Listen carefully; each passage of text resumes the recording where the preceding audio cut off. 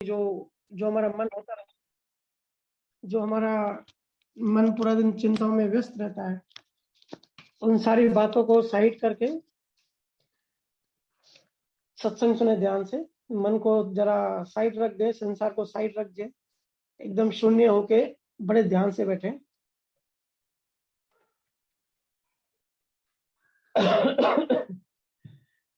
देखिए, ध्यान की यात्रा हम रोज करते हैं, हम सब, और कभी कभार ऐसा चांस मिलता है हफ्ते में एक बार, हफ्ते में 2 बार, कि हम ज्ञान की यात्रा करते हैं, आध्यात्म की यात्रा करते हैं। ज्ञान की यात्रा करना क्यों जरूरी है? जैसे हम वैष्णो देवी वगैरह जाते हैं तो एक एक सीढ़ी ऊपर चढ़ते हैं,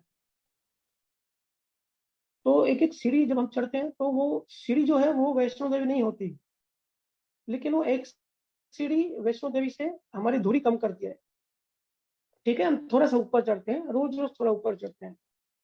तो वैसे ही रोज रोज ध्यान करने से, रोज रोज ज्ञान सुनने से, हम रोज रोज ज्ञान अप्लाई करने से थोड़ा थोड़ा थोड़ा थोड़ा एक एक सीढ़ी, जो हमारी जो अंतिम मंजिल है, परमात्मा आत्मा, उससे हमारी जो दूरी है वो कम होती जाती है।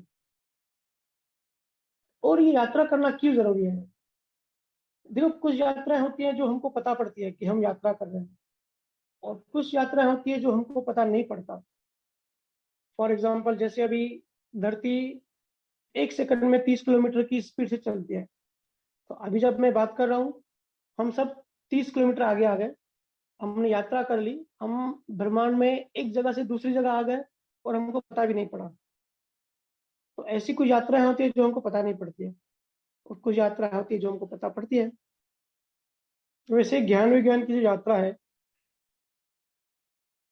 मोस्टली हमको पता नहीं पड़ती, क्योंकि हम संसार में इतने उलझे हुए हैं, इतने उलझे हुए हैं कि परमात्मा की बात ही तब याद आती है जब गुरु से चर्चा होती है, या किसी चर्चा होती है, या कभी टाइम मिला तो किताब पढ़ लिया, या अंदर से कभी कभी बहुत हम दुखी होते हैं, तो फिर उस दुख की वजह से हम परमात्मा को याद करते हैं। ऐसा हमारी प्रायोरिटी, हमारी रुचि, हमारा इंटरेस्ट नहीं होता, लेकिन जब कोई दुख होता है, जब कोई पीड़ा होती है, तब हम परमात्मा के पास जाने की कोशिश करते हैं और ज्ञान समझने की कोशिश करते हैं। देखो, पहले के जमाने में क्या होता था, लगभग 3,000 या 5,000 साल पहले ऋषि मुनियों ने एक सिस्टम बनाया था। हम सबको पता है, हिंदुओं का बहुत फेमस सिस्टम है। 4 टाइप का, 4 स्टेजेस थी जीवन की: ब्रह्मचर्य, गृहस्थ जीवन, वानप्रस्थ और संन्यास। तो उस टाइम का जो जीवन, जो जो दिनचर्या था, जो जीवन थी, जो लाइफस्टाइल थी, वो ऐसे थी कि पहले 25 साल तक का बच्चे को, मतलब स्टूडेंट को, सिर्फ सिखाया जाता था, पढ़ाई करवाई जाती थी, जो भी संसार में जो भी करना है, जो भी इसका गुण वो लेकर आया है। तो 25 साल तक सिर्फ एज ए स्टूडेंट उसको सिखाया जाता था, वहां पे आध्यात्म ज्ञान देने की जरूरत नहीं पड़ती थी। सेकंड होता था 25 से लेकर 50 साल तक गृहस्थ जीवन, कि 25 साल के बाद शादी करेगा, फैमिली करेगा, उसको उसको एक्सपीरियंस करना है, क्योंकि हर चीज का एक्सपीरियंस, उस चीजों से हमको गुजरना पड़ता है। इसके लिए गृहस्थ जीवन का भी ये मुनियों ने बनाया। जो मुनि खुद शादी नहीं करते थे, ब्रह्मचारी रहते थे पूरी जिंदगी, उन्होंने ही गृहस्थ जीवन का सिस्टम बनाया, क्योंकि हर किसी, उनको पता है कि साधारण आदमी, जो साधारण मन है, उनको इन सब चीजों से गुजर के आगे आगे बढ़ना पड़ता है। फिर 50 से 75 हो गया, होता था वानप्रस्थ, मतलब जंगल की यात्रा। जंगल की यात्रा करनी नहीं है, सिर्फ उसकी शुरुआत करनी है, उसकी तैयारी करनी है, कि अभी गृहस्थी भी हो गई, जीवन को देख लिया, समझ लिया, अप डाउन आगे सारे एक्सपीरियंस कर लिया, अभी जंगल की ओर, क्योंकि पहले सन्यासियों का सिस्टम होता था, संसार छोड़ के जाना पड़ता था अलग से। तो बाकी जो चौथा है वो होता सन्यासी, मतलब फुल एंड फाइनल, वो सब कुछ छोड़ के फिर सिर्फ उस टाइम वो ज्ञान में फोकस करते थे, समझने की कोशिश करते थे। इसी ये सिस्टम उस टाइम बहुत साइंटिफिक था और बहुत बढ़िया था, उस टाइम इसका यूज था। लेकिन हर चीज है ना, काल और परिस्थिति और सिचुएशन के हिसाब से होती है। तो उस टाइम का जो समय था, जो काल था, ये सिस्टम वहाँ बहुत ही साइंटिफिक था, बहुत ही यूजफुल था। लेकिन जैसे जीवन आगे बढ़ी, चेतना ग्रो हुई, और सत्ययुग, त्रेता युग, द्वापर युग, कलयुग, काल बदल गया, समय बदल गया, मन बदल गया, तो अभी जो है ज्ञान ऐसा नहीं है कि हमको सन्यासी या तो बाद में काम आएगा। अभी ऐसी हालत हो गई है हम सबकी, ऐसी सिचुएशन आ गई है कि डे टू डे लाइफ में हमको ज्ञान चाहिए। देखते हैं ना अपने आस पड़ोस, देखो सब जगह आग लगी हुई है, सबके मन में आग लगी हुई है। तो ये आग कैसे बुझती है? ये आग बुझती है ज्ञान से। ठीक है, इसके लिए आज ऐसी सिचुएशन है कि डे टू डे लाइफ में हमको ज्ञान चाहिए। आज हम इंतजार नहीं कर सकते कि शादी हो जाएगी, जब हम रिटायर हो जाएंगे, बच्चे बड़े हो जाएंगे, तब हम ज्ञान की दौड़ में जाएंगे। आज ज्ञान की जरूरत हर एक सेकंड, हर हम सबको है। थोड़ी अगर आसपास में नजर घुमाएंगे ना, तो ये बात का थोड़ा सा आपको अनुभव होगा। हम सबको फिर भी भैया की कृपा से ज्ञान में है, तो भी आग से थोड़ा बचे हुए हैं। हमारे ऊपर भी असर है, हमारे मन पे भी असर तो होता ही है, लेकिन फिर भी बचे हुए हैं। अगर कंपेयर करोगे ना अपने आसपास के माहौल से, तो हम काफी बचे हुए हैं। और ज्ञान का मतलब और कुछ, ज्ञान का मतलब होता है जो चीज जैसी है उसको वैसी देखना। हम क्योंकि मिक्सअप कर लेते हैं, हम एक चीज को दूसरा समझ लेते हैं, फिर अजम्पशन कर लेते हैं, अपनी मान्यताएं रोड़ देते हैं। जो चीज जैसी है वो हमको क्लियर दिखाई नहीं देती। जो चीज जैसी है उसको वैसे ही देखना। और ज्ञान का मतलब, मैं हर बार ही कहता हूँ, ज्ञान का मतलब ये नहीं समझो कि इंफॉर्मेशन कलेक्ट करना है, ज्यादा से ज्यादा इंफॉर्मेशन कलेक्ट करना है। कोई ज्ञान, अध्यात्म ज्ञान की यात्रा का मतलब कोई पढ़ाई नहीं करनी। इसमें हमको थोड़ी डॉक्टर या इंजीनियर बनना है या कुछ बनना है। इसमें तो उल्टा हमको खोना होता है, खुद को मिटाना होता है। खुद को, जो हमने इवन लास्ट जन्मों से जो हम इंफॉर्मेशन कलेक्ट करके आए हैं, या इस जन्म में हमने जो इंफॉर्मेशन कलेक्ट की है, उसको डिलीट करना है मन से, उनको खाली करना है। अध्यात्म की यात्रा, जितना हम खाली होंगे उतना हम आगे बढ़ेंगे, उतना हम ऊपर चढ़ेंगे। जो आत्मा और मन की जो वेल्डिंग हो गई है, हम इतने जन्मों से जो एक वेल्डिंग अज्ञान के रूप में हमने एक वेल्डिंग कर दी है, टाइट पकड़ लिया, आत्मा और मन शरीर को एक ही सिस्टम समझ लेते हैं, एक ही शरीर समझते हैं, एक ही इंसान समझते हैं। तो इनकी जो वेल्डिंग है, वो वेल्डिंग को तोड़ना, उसको ज्ञान में आगे बढ़ना कहते हैं। देखिए, आप सब कहते हैं कि मैं बड़ा दुखी हूँ, मुझे बहुत पीड़ा है, तकलीफ है। ठीक है, सभी कहते हैं, ये सब मुझे मैसेज तो करते ही हैं। तो उस टाइम अपने आप, जब भी आपको दुख फील हो, पीड़ा फील हो, या ऐसा आपको अनुभव हो कि भाई सब कुछ उल्टा हो रहा है, जब भी आपका मन खराब है ना, देखो भैया का ज्ञान कितना डे टू डे लाइफ में उपयोगी है। आप सिर्फ उस टाइम ये विचार करो, कुछ मत करो, सिंपल रहो, सिर्फ एक विचार करो कि मैं नरेंद्र लीला में ही हूँ। ये जो सारी तकलीफें आ रही है, ये नरेंद्र को आ रही है, मेरे को नहीं आ रही है।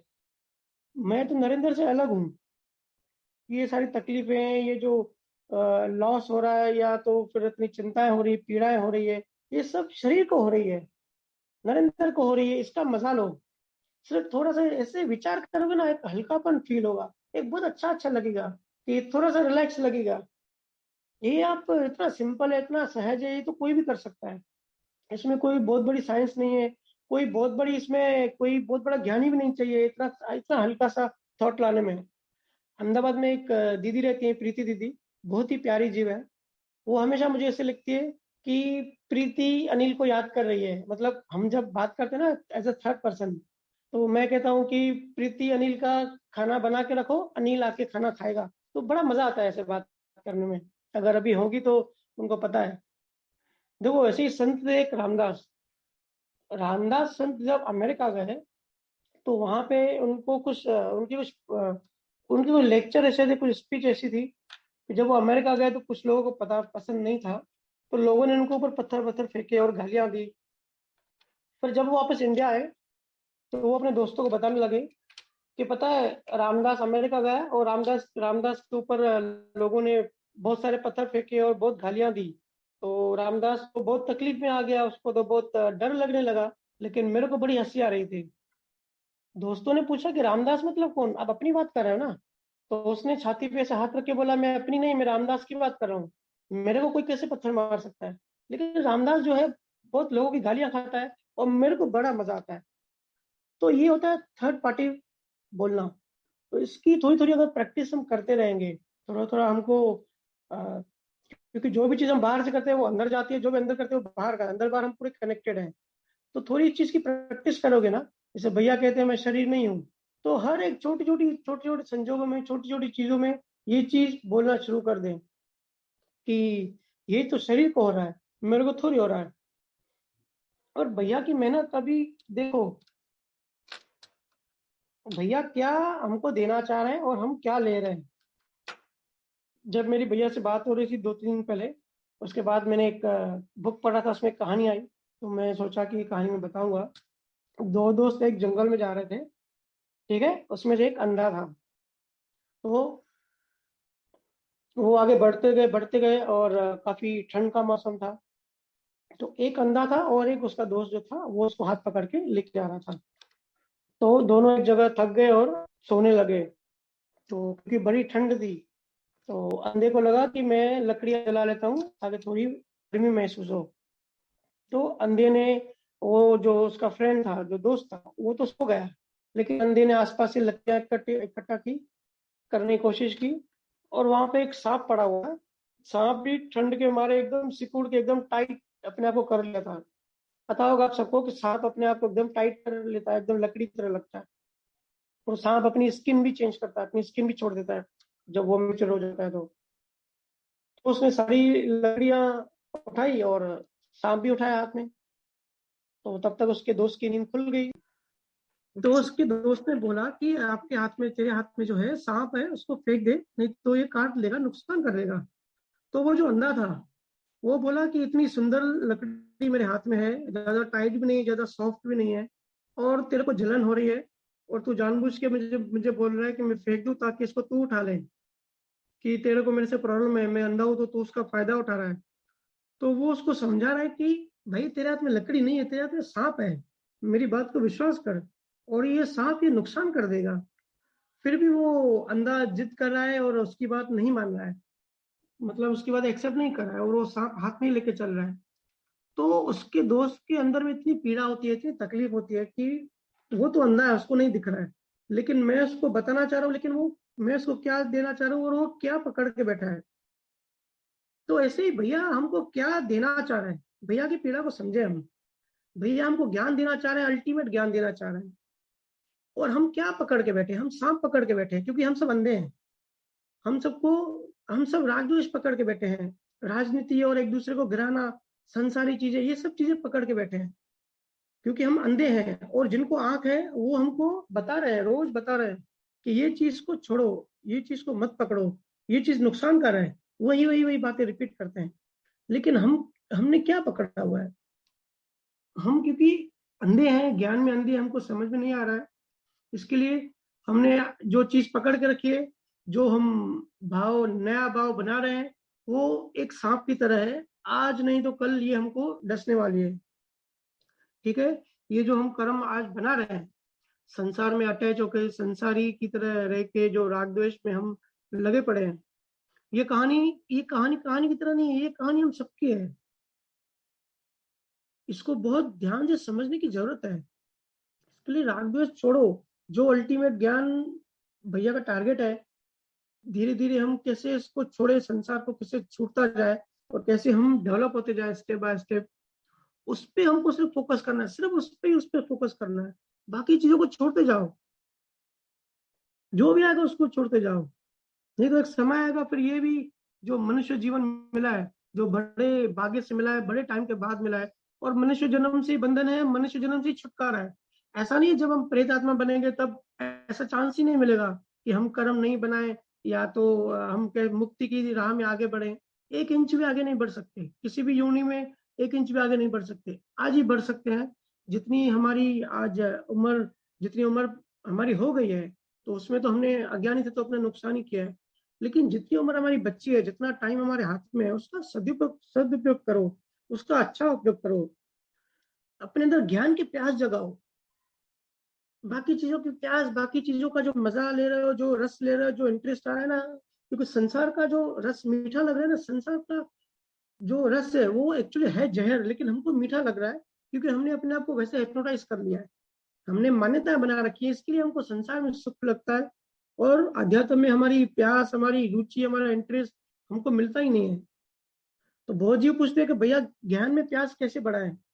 देखो, सबसे, जो भी हम सत्संग सुनते हैं या करते हैं, ये सब तो है, लेन देन है पिछले जीवन के अच्छी चीजों, अच्छी पुण्य की वजह से आज हमको अच्छी सी बातें सुनने को मिलती है। ठीक है, जिसको इंटरेस्ट होगा, आज भी हम लोग जुड़े हैं, जिसको इंटरेस्ट होगा वो भी जुड़ेगा, जिसको इंटरेस्ट नहीं होगा वो भी जुड़ेगा। ठीक है, तो बात यह है कि कौन क्या लेके जा रहा है, कौन क्या सार ग्रहण कर रहा है। तो जिसके अंदर प्यास होगी वो जो सार है, जो समझ है, अपनी समझ बढ़ाएगा, वो उसमें रिसर्च करेगा, उसमें चिंतन मनन करेगा। जो प्यास है ना, एक बात समझ लो, भक्ति में ज्ञान की जो प्यास है, वो प्यास एक ही चीज से बढ़ती है, वो है चिंतन मनन करना। हम सब क्या कर रहे हैं पूरे दिन? हम सब अपने आप को जांचे। पूरे दिन हम जो जीवन की जो जो मेन जीवन है ना, एज अ होल, उसका चिंतन मनन नहीं करते। पूरा दिन हम चिंतन मनन क्या करते हैं? कितना धंधा हुआ, कितना नहीं हुआ, मैच कौन किसने जीती, इंडिया ने जीती, पाकिस्तान ने जीती, और हर चीज हम संसारी चीजों को ही 90% हम चिंतन मनन करते हैं। तो हमारा भक्ति में इंटरेस्ट कैसे आएगा? हमारी प्यास कैसे बढ़ेगी? परमात्मा को पाना है, मोक्ष की तरफ बढ़ना है, ये प्यास हमारी कैसे बढ़ेगी? जब अध्यात्म में आप चिंतन मनन करोगे, रिसर्च करोगे, पूरे जीवन को आप पूरे जीवन को रिसर्च, पूरे जीवन के चिंतन मनन करें। जैसे लास्ट वीक हमारे जो सीडीएस थे, चीफ ऑफ डिफेंस स्टाफ, उसकी देखते मृत्यु कैसे हो गई। अब ये भी ऐसा संजोग है कि अगर आप थोड़ा इसमें डीप में जाओगे, थोड़ा रिसर्च एंड एनालिसिस करोगे, थोड़ा चिंतन करोगे, तो उससे भी ज्ञान खुलेगा कि कैसे लॉ ऑफ कर्मा काम करता है। इतना बड़ा आदमी, इतना रशिया का जो टॉप हेलीकॉप्टर है M17, उसमें एक सब हेलीकॉप्टर में एक इंजन होता है, उसमें 2 इंजन थे। उसमें भी एक विजिबल डिस्प्ले होता है, एक इनविजिबल, मतलब अगर विजिबिलिटी नहीं है तो भी वो हेलीकॉप्टर चला सकते हैं, ऐसी उसमें टेक्नोलॉजी है। बहुत ही हाई फाई हेलीकॉप्टर था। फिर भी देखो लॉ ऑफ कर्मा कैसे काम करता है। उम्र पूरी हो गई, जीवन पूरा हो गया, तो जाना ही है। तो थोड़ा अगर इसमें गहराई में जाएंगे, चिंतन करेंगे, तो रुचि आएगी। अपने आप में बहुत बड़ी साइंस है इसकी। इसकी इसके इसमें इंटरेस्ट डालो, इसमें अपनी प्यास बढ़ाओ, बाकी सब चीजें खुद ही आएंगी, खुद ही जाएंगी। अगर कोई डॉक्टर है, अगर आपने अच्छे कर्म किए, पिछले जन्म में पुण्य किए, डॉक्टर बनने का भाव बनाया, तो इस जन्म में आप डॉक्टर इंजीनियर बन जाओगे। लेकिन एक बात समझना, हर चीज एक्सपायर होती है। डॉक्टर बनोगे, इंजीनियर बनोगे, तो भी इस जन्म में ही होगा। इतनी मेहनत करते हैं, पूरा जीवन हम लगा देते हैं कुछ ना कुछ बनने में।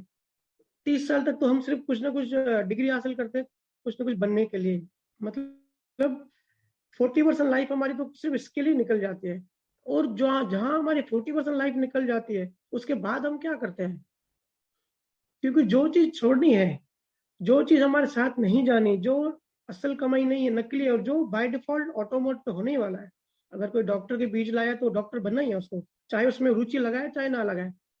ठीक है, तो हम कितना मतलब एक मतलब हम कितने सब इडियट हैं, जो चीज हमारे साथ नहीं जाने वाली उस पर फोकस करते हैं, हमारा ध्यान पूरा उस पर रहता है। और जो चीज साथ में नहीं जाने वाली, जो चीज हमारी कैरी फॉरवर्ड होगी, जो हमारे साथ जाएगी हमारे शरीर छोड़ने के बाद भी, जो हमारी रियल संपत्ति है, जो हमारी एक्चुअल रिचनेस है, उस पर हमारा फोकस ही नहीं है, उस पर हमारा ध्यान ही नहीं है। और याद रखना, मैं हमेशा कहता हूँ, हम सब एक एनर्जी है। क्वांटम फिजिक्स का अगर ये सिद्धांत समझ लोगे ना, कि हम कैसे एनर्जी है, और हमारे जो भाव है वो कैसे कर्म, मटेरियल कर्म में बनते हैं, कैसे हमारा शरीर बनता है, ये सब क्वांटम फिजिक्स है। जब इस चीज का थोड़ा सा समझ आ जाएगी, तब इस चीज में आंखें खुलेगी कि लाइफ में हम अगर एनर्जी अगर ऊपर नहीं जा रही है तो फिर नीचे जाती है। एनर्जी एक जगह स्टेबल नहीं रहती। एनर्जी का मतलब ही होता है वाइब्रेशन, जो कि मतलब मूवमेंट चलता रहता है, जो वेव्स चलते रहते हैं ना, वैसे ही हमारा अंदर का सिस्टम भी चलता ही रहता है। और हर पल, हर सेकंड में, हर सूक्ष्म हमको पता भी नहीं पड़ता। हम तो बाहर की क्रिया करने में मस्त मस्त होते हैं और बिजी होते हैं, लेकिन सूक्ष्म में कैसे कैसे हमारे भाव बनते जाते हैं, कैसे कैसे नया बीज बनते हैं, सबकॉन्शियस में कैसे कचरा इकट्ठा होता जाता है, हमको पता ही नहीं पड़ता। इसके लिए याद रखना, ये जो लॉ ऑफ कर्मा ना, बड़ी बहुत बड़ी ब्रॉड साइंस है। तो अगर जिस अभी हम सबके लाइफ में अप डाउन आते हैं, एक झूले की तरह हमारी लाइफ है। हम बंधे हुए हैं झूले से, झूला ऊपर जाता है तो हम भी ऊपर जाते हैं, झूला नीचे आता है तो हम भी नीचे आते हैं। हम सबको एक्सपीरियंस है कैसे कैसे हम सबके जीवन में अप डाउन आते हैं। किसी की लाइफ स्थिर नहीं, किसी का मन स्थिर नहीं है। ठीक है, तो कुछ ना कुछ कर्म हम हमारे बन ही रहे हैं, जिस टाइप से भी। तो सिद्धांत कहता है, अगर 51% हमने जो कर्म बना रहे हैं, मोर देन 51% हमारे कर्म अगर मना तो आके होंगे, तो हम फिर से नेक्स्ट जन्म में इंसान बनेंगे। ठीक है, अगर वो जानवरों के मोर देन 51% की जो एवरेज है, अगर जानवरों के होंगे, हमको पता ही नहीं पड़ता, हम अंदर जानवरों के बीज बनाते जाते हैं, एनिमलिस्टिक लड़ाई झगड़ों के। ठीक है, जैसे हिंसा, एनिमल मतलब हिंसा। ठीक है, तो अगर हम हिंसक कर्म बना रहे हैं, तो मोर देन 51% अगर हमने बना लिया हमारे लाइफ में, तो नेक्स्ट जन्म में हम जानवर बनने वाले हैं। तो देख रहे हो हम मतलब कितना अपना नुकसान कर रहे हैं। ऐसी राक्षसी कर्म है, 51% ज्यादा हम राक्षस बन जाएंगे अगर राक्षसी कर्म बीज हम उनको बनाएंगे, तो फिर हम नर्क में जाएंगे। और अगर हम बहुत अच्छे हैं, बहुत दानी पुरुष हैं, बहुत धर्मात्मा हैं, तो फिर हम देवलोक में जाएंगे। तो इसी अगले जन्मों की जो गति है, वो हमारी अभी ऐसा नहीं है कि बाद में होगी, अभी हर पल हम अभी सत्संग सुन रहे हैं, फिर भी हमारे अंदर कुछ ना कुछ बीज बन रहा है, कुछ ना कुछ हमारे अंदर एक पैदा हो रहा है। आप सब अपने अंदर महसूस करिए। तो ये बीज है ना, ये हमको फिर आगे का जीवन तय करेगा। ठीक है, और किसी ने पूछा कि स्थिर मन मतलब क्या। देखिए, स्थिर मन का मतलब सिंपल सा मतलब है कि अंदर का मन जो है, क्योंकि बाहर का मन को हम कंट्रोल नहीं कर सकते, या एक मन के दो पार्ट है, एक बाहर का हिस्सा, अंदर का हिस्सा। तो बाहर के मन को हम कंट्रोल नहीं कर सकते, या जो भी हम कंट्रोल करने की बातें करते हैं वो भी पहले से ही फिक्स होता है, उसमें कुछ नया पुरुषार्थ नहीं होता। लेकिन जो अंदर का मन है, स्थिर मन का मतलब होता है जब हम वितरागता की ओर बढ़ते जाते हैं, ज्ञान की तरफ बढ़ते जाते हैं, धीरे धीरे हमारा अज्ञान नाश होता है, धीरे धीरे हमारी डेवलपमेंट होती जाती है। तो ऐसी दशा आती है कि जैसे अगर किसी ने कुछ बोल भी दिया, किसी ने कुछ कह भी दिया, वो हमारे अंदर में फर्क नहीं पड़ेगा, हमारा अंदर का जो मन है एकदम स्थिर और स्टेबल रहेगा। जैसे जैसे तीर्थंकरों का और केवल ज्ञानियों का होता है ना। लेकिन अभी हमारा मन कैसा है, हम सबको पता है। जैसे पानी में अगर कोई पत्थर फेंक दे, तो पानी में कैसे तरंगे उठती है, ऐसे ही अगर हमको जीवन में कोई कुछ बोल देता है, उल्टा हमारी इंसल्ट कर देता है, तो हमारे आंतरिक मन में तरंगे पैदा हो जाती है ऐसी। और देखते हैं पत्थर जो है वो अंदर जाके रुक जाता है, लेकिन वो जो पानी में तरंगे बनती है ना, वो बहुत देर तक घूमती रहती है, वो तरंगे चलती रहती है। ये तरंगों का अपना एक नियम है। तो वैसे ही हमारे मन का भी नियम है।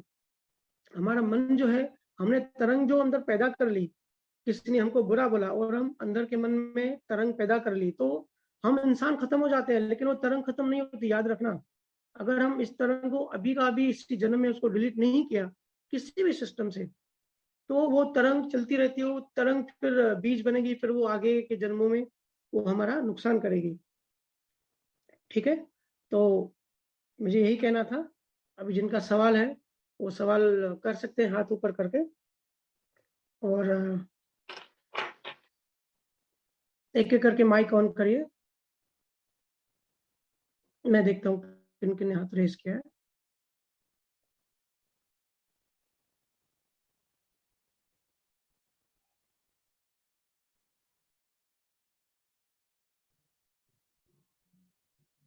रीटा रीटा अग्रवाल।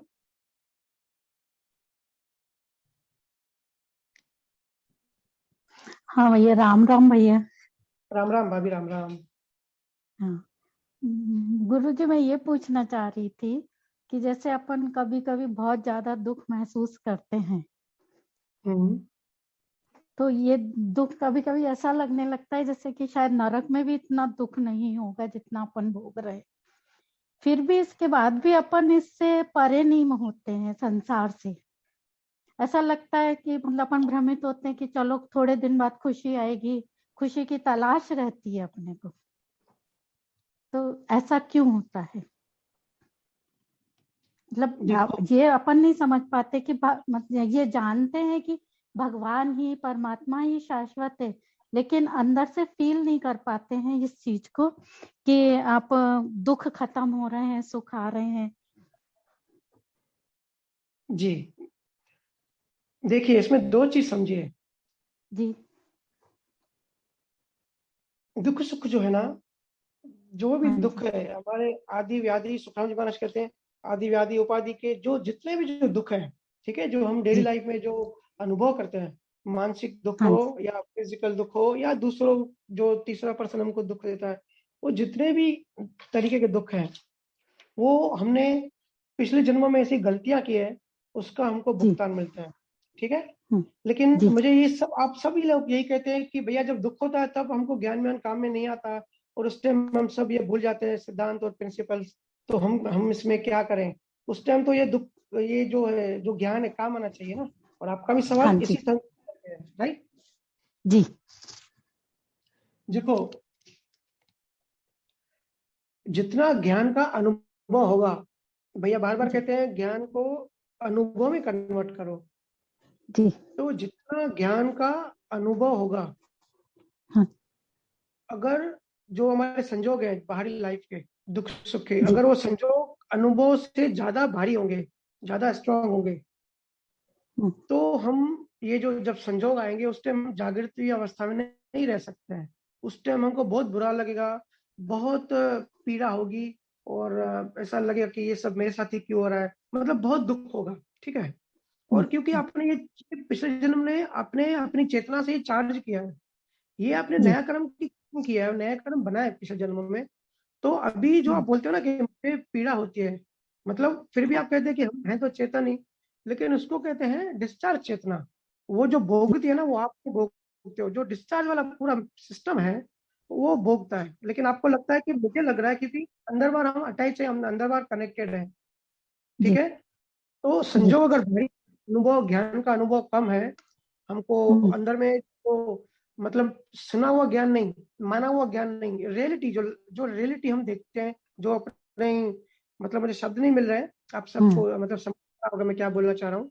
जितना हम डेवलप होंगे, अगर उससे भी ज्यादा भारी संजोग आए तो हम जागृत नहीं रह पाएंगे। ठीक है? ठीक उसका उल्टा जी। है। अगर हमने अनुभव कर लिया है कि चीज को, ज्ञान को हमने स्टेप बाय स्टेप समझ लिया, और ऑब्जर्व करके साक्षी दशा में हम रह पा रहे हैं, तो हाँ जी। वो उससे अगर कम भारी होगा, जितना हमारा अनुभव भारी होगा, लेकिन जो कर्मों का जो संयोग है वो कम भारी होगा, उसकी इंटेंसिटी कम होगी, तो उस सिचुएशन में आप जागृत रह सकते हो। उस टाइम हम्म। बाहर से कितना भारी संयोग आने दो, आपको अंदर में एक लगेगा कि नहीं, ये जो हो रहा है वो लॉ ऑफ कर्मा के जैसे हो रहा है, मैंने जरूर किसी का दिल दुखाया है, इसके लिए आज मेरे को उसकी सजा मिल रही है। ठीक है? तो हम हम्म। सबको थोड़ा अपनी अपनी लेवल के हिसाब से सबको अनुभव है। किसी किसी संजोग हम्म। में हम जागृत रहे, किसी किसी संजोग में हम्म। हम जागृत नहीं रहे, ये हम सबको पता है। तो इसमें जी। कोई बहुत बात नहीं है। तो हमको क्या करना है? हमको सिर्फ ऐसी कोशिश करनी है कि किसी भी तरीके से अपना अनुभव बढ़ाते जाना है। ज्ञान जो हम सुन रहे हैं, सूत्र ज्ञान, मतलब एक कान से सुन, जी। तो मैं कह रहा था कि अपने अनुभव को बढ़ाने की कोशिश कीजिए। वही तो शुरुआत की कि अपनी रुचि, अपना इंटरेस्ट जो है ना, बाहर का दुख कितना भी रहने दो, चाहे सुख रहने दो, उसमें इतना इन्वॉल्व, इतना ध्यान, इतना इंटरेस्ट मत दो, क्योंकि वो सब भुगतान है, वो सब आएगा और जाएगा। वो कोई भी चीज आती है जाने के लिए आती है। ठीक है? कोई भी चीज हमेशा नहीं रहने वाली। वो जो दुख सुख है वो आएगा, लेकिन हमको हमारा ज्ञान में अनुभव कम है, इसके लिए हमको ऐसा लगता है कि जो ये संजोग है ये बहुत हमको भारी पड़ रहा है। इसमें भी आपको, जैसे मैंने पहले बताया कि आप जो भी दुख है ना, आप अपने आप को ये बोलो कि ये दुख तनु को नहीं आया है, ये तनु के शरीर को आया है। ठीक है? मतलब मुझे नहीं आया है, मेरे शरीर को आ रहा है। जो भी सिचुएशन है, शरीर से, शरीरों की लेन देन है, शरीर की लेन देन शरीर से होती है। तो शरीर भोग रहा है, तनु भोग रही है, मैं थोड़ी भोग रही हूँ। ऐसा अगर आप विचार करोगे ना, तो आप उसी टाइम थोड़ा हल्का फील करोगे। दूसरी बात, भजन सुमरन तो आप करते ही हो। तीसरी बात और एक जी। चीज में इंक्लूड कर दो, एक पुरुषार्थ है, ये बहुत बड़ा पुरुषार्थ है। कल मेरी किसी से चर्चा हो रही थी, तो बोले भैया सिंपल भाषा में ऐसा कुछ बताओ, इतनी बड़ी बड़ी बातें समझ में नहीं आती, सिंपल भाषा में ऐसा कुछ बताओ जैसे हमारा ये जीवन सफल हो जाए, हम सहज पुरुषार्थ कर पाए, मतलब सहज हम सहज मोक्ष की तरफ आगे बढ़े। इतनी बड़ी बड़ी साइंटिफिक बातें समझ में नहीं आती। बराबर है, हम सबकी लेवल अलग है, तो हम सबको सब बातें समझ में नहीं आती, लेकिन एक बेसिक सिंपल सा थंब रूल जिसको बोलते हैं, कि सिद्धांत तो बहुत सारे हैं, बहुत सारी चीजें हैं, बहुत बड़ी साइंस है, और एक डेढ़ घंटे में मैं या भैया अपना अनुभव बता भी नहीं सकते, क्योंकि अनुभव तो बहुत सारी चीजों का है, लेकिन वर्ड्स नहीं मिलते हैं, टाइम नहीं मिलता है। ठीक है? उस टाइम वजह संजोग नहीं मिलते हैं। लेकिन एक सिंपल सी चीज आप सब अपने अपने गांठ बांध ले कि जब भी ऐसे संजोग आए तो हमको क्या करना चाहिए। अगर आप देखेंगे ना, 90% जो हम, हमारे से जो गलती होती है वो ये होती है कि हम सबको दोषी देखने लगते हैं। ठीक है? तो सबसे जी।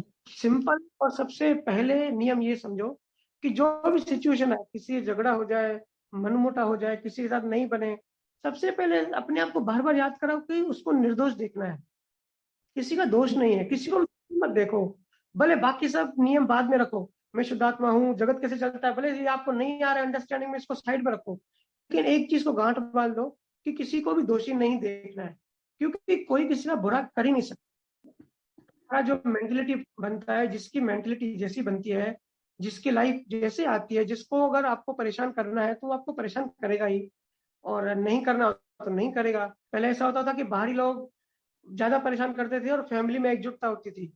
आज देखो सिस्टम कैसा हो गया है, फैमिली वाले लोग ज्यादा एक दूसरे को दुखी करते हैं और बाहर वाले कम, क्योंकि कलयुग में इस टाइम में जो लेन देन है बड़ी फास्ट है, क्योंकि चेतना बड़ी फास्ट ग्रो हो रही है, चीजें बड़ी फास्ट स्पीड से आगे बढ़ रही हैं। तो इसके लिए अभी इतना कुदरत के पास भी, कुदरत को भी फटाफट संजोगों को खत्म करना होता है, जो हम बना लेते हैं कर्मों को। तो कुदरत की भी कैलकुलेशन ऐसी होती है कि जितना जल्दी हो सके किसी जीव की जो लेन देन है वो जल्दी कर्म खत्म होते जाए, भुगतान होता जाए।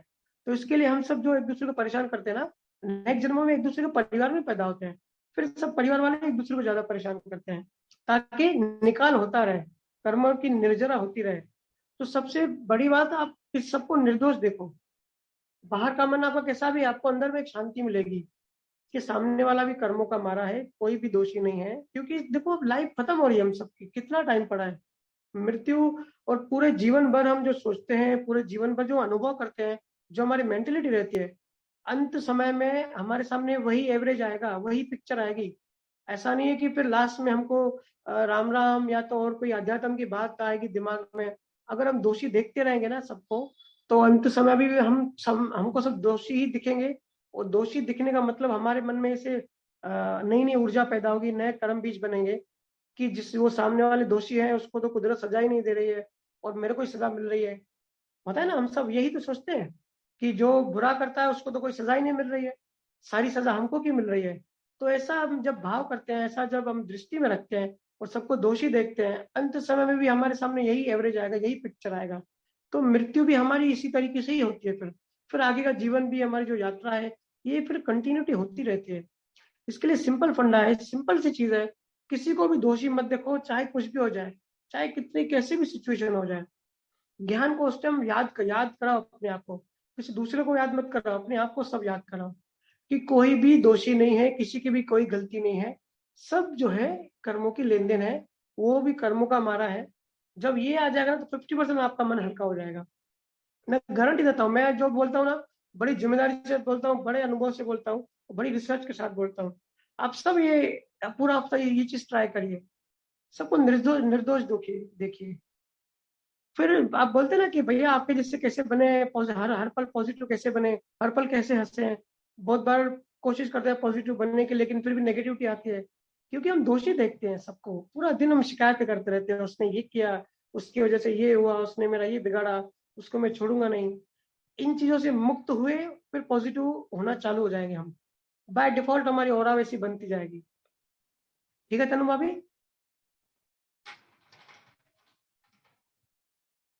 बस यही याद कराइए कि किसी को भी दोषी नहीं देखना है, सबको हर संजोग में, हर सिचुएशन में निर्दोष देखना है। जी भैया। जी राम राम। राम राम भैया। देवेश बालानी, देवेश भाई आपका माइक ऑन करिए।